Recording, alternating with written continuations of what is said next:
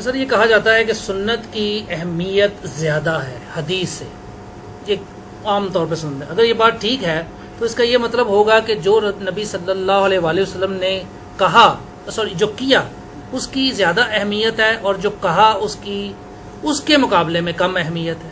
کیا یہ تو سوال ہی ثانوی ہے. پہلا سوال یہ کہ سنت اور حدیث میں فرق کیا ہے؟ وہ جی وہ پہلے وہ سوال کریں گے تو پھر اگلی بات شروع ہوگی نا. وہ ہے اس میں آپ کا؟ جی ہے. اچھا دیکھیں نا، کرامت ہوگی میری. تو وہ اس لیے ہوئی کہ مجھے رات کو بھی فون آیا تھا ایک بندے کا کہ جی سنت اور حدیث میں کوئی فرق ہے. جی فرق ہے. میرا ایک کلپ بھی اس کے اوپر چڑھا ہوا ہے، اور مسئلہ نمبر 115 حفاظت قرآن کا معجزہ اور سنی شیعہ کا اختلاف. اس میں قرآن کی 7 قرات کا اختلاف، اسی طریقے سے سنت اور حدیث کا. اور میں نے اس میں کہا ہے کہ قرآن سنت سے ٹرانسفر ہوا ہے اور سنت مقدم ہے قرآن پر. میرے جملے پہ غور کرنا ہے.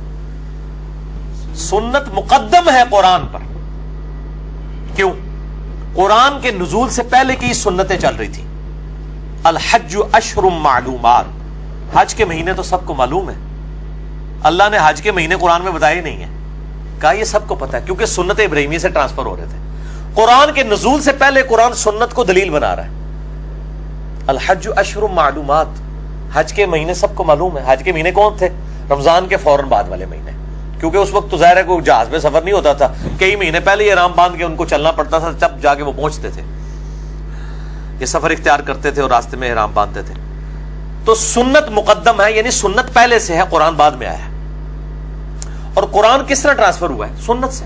سنت ہی کو ہم عملی تواتر بھی کہتے ہیں، اسی کو اجماع امت بھی کہتے ہیں. تو سنت اور اجماع امت یہ تو اتنی بڑی چیز ہے کہ اس قرآن کی اتھینٹسٹی سنت ہے. یعنی ہمارے سامنے تو قرآن نازل نہیں ہوا، یہ تو قرآن کے اندر لکھا ہے نا، انا نحن نزلنا الذکر وانا لہ لحافظون. وہ تو اگر میں کو کتاب لکھ کے اس کے اندر لکھ دوں یہ محفوظ ہے، اس کو ایکسٹرنل سورس کیا بتائے گا کہ یہ واقعی محفوظ ہے؟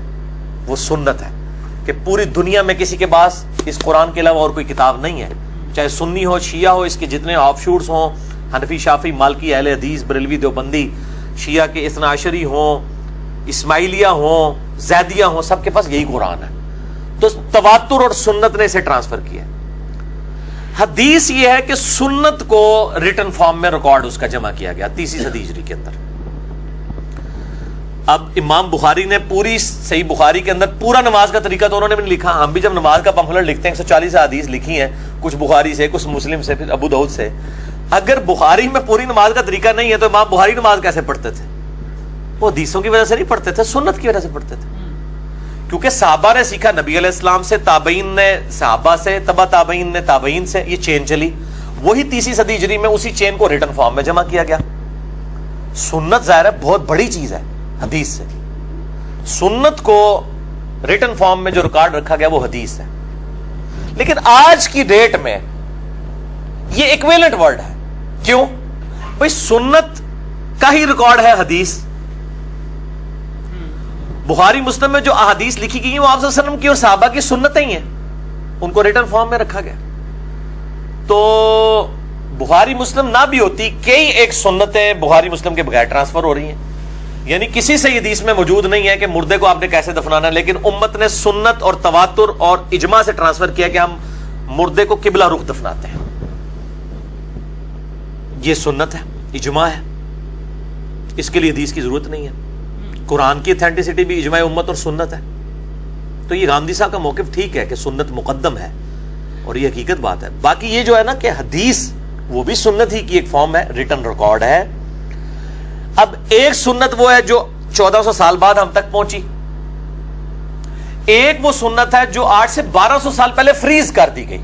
آپ تو انجینئرنگ کی فیلڈ کے نا، کہتے ہیں ڈرائنگ فریز کر دینا. وہ زیادہ اتھینٹک ہوگی جو 1200 سال پہلے فریز ہوئی، جو آج تک فریز نہیں ہو رہی وہ ہے. سنت اور اجماع وہ مانا جائے گا جو پوری دنیا میں ایک ہو. اگر انڈیا پاکستان میں سنت یہ ہے کہ قبروں سے مانگو، سعودیہ والے کہتے ہیں شرک ہے، تو یہ سنت نہیں ہے. سنت ہوتی ہے پوری امت ایک ہی بات کرے. جیسے پوری امت کہتی ہے نمازیں 5 ہیں، پوری امت کہتی ہے نماز قبلہ رخ پڑھنی ہے، پوری امت کہتی ہے فجر کے 2 فرض، ظہر کے 4، عصر کے 4، مغرب کے 3، عشاء کے 4 ہیں. یہ سنتیں ہیں. سنت یہ نہیں ہوتی ہے کہ وہ رائے ونڈ میں گیا تو مطلب وہاں پہ اجتماعی دعا نہیں ہوتی ہے فرض نماز کے بعد. لیکن رائے وینڈ سے جیسے ہی باہر نکلے سارے دیوبندی فرض کے بعد اجتماعی دعا کراتے ہیں اور اہل حدیث کو کہتے ہیں تکو جی دعا ہی نہیں مانگتے. تو یہ کون سی سنت ہے جو رائے وینڈ میں جا کے سنت مان جاتی ہے, باہر نکل کے وہ بدعت مان جاتی ہے؟ یا وہاں پہ بدعت تھی, یہاں نکل کے سنت ہو گئی. سنت وہ ہوتی ہے جو سب یونینمسلی ایگریڈ ہو, اجماع اس کو کہتے ہیں, عملی تواتر. اس کے لیے پھر قرآن اور حدیث سے دلیل کی ضرورت ہی نہیں ہے, کیونکہ پوری امت ہی جب کہ قرآن و سنت یا قرآن اور صحیح حدیث کی دلیل اس وقت آئے گی جب اختلاف آئے گا. ہمیں کہتے ہیں جی بتائیں جی 17 رکھتے ہیں بخاری مسلم سے ثابت کریں, میں نے کی ہیں, ہو جاتی ہیں, لیکن میں کہتا ہوں نہیں کروں گا جب تک کوئی مسلمان کسی کا عقیدہ ہوگا یہ 17 نہیں 18 ہیں. جب اجماع ہے, اختلاف ہی کوئی نہیں ہے, خواہ پانی میں دھاڑی مار رہے ہو, ضرورت ہی نہیں ہے ایک چیز کی, ایک اختلاف ہے ہی نہیں ہے. آپ کہیں جی یہ ثابت کریں کہ قبلہ رخ منہ کر کے نماز پڑھنی چاہیے.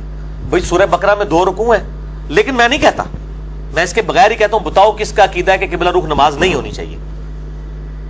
جب اختلاف آئے گا پھر دلیل ہوگی.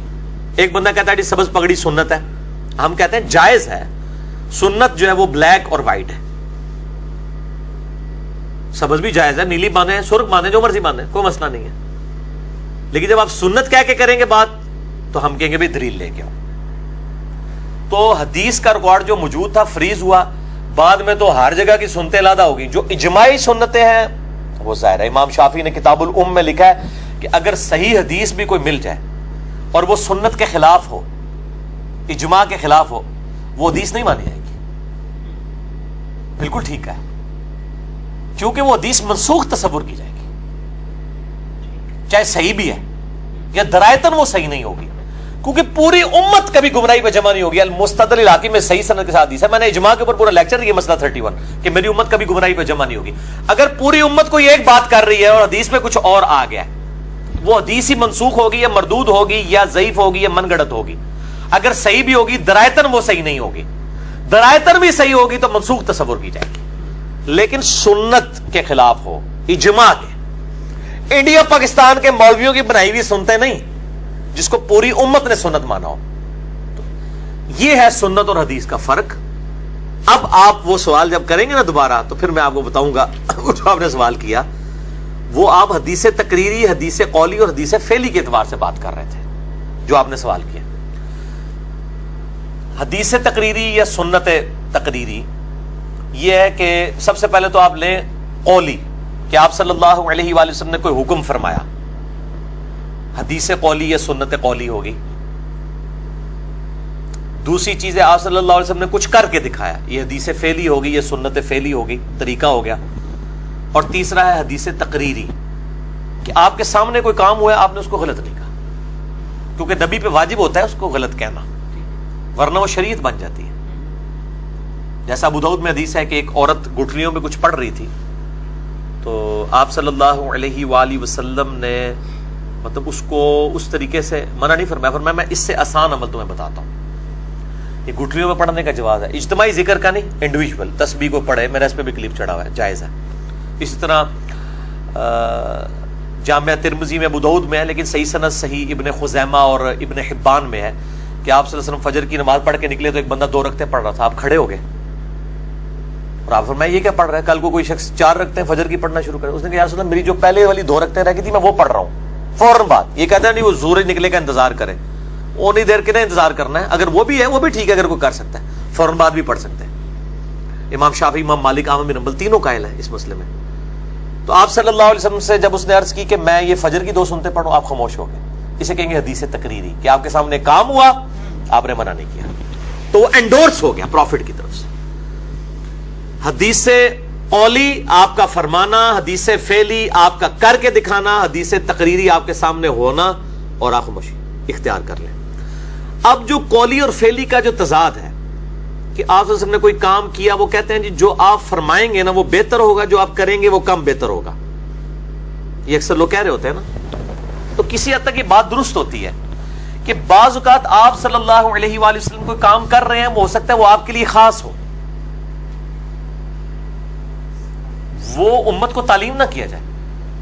مثلا ایک وقت میں 11 شادیاں آپ کی, یہ حدیث فعلی تو ہے نا, تو کیا یہ آپ امت کو تعلیم کریں گے؟ نہیں. آپ کہیں گے نبی علیہ السلام کے لیے مخصوص ہے.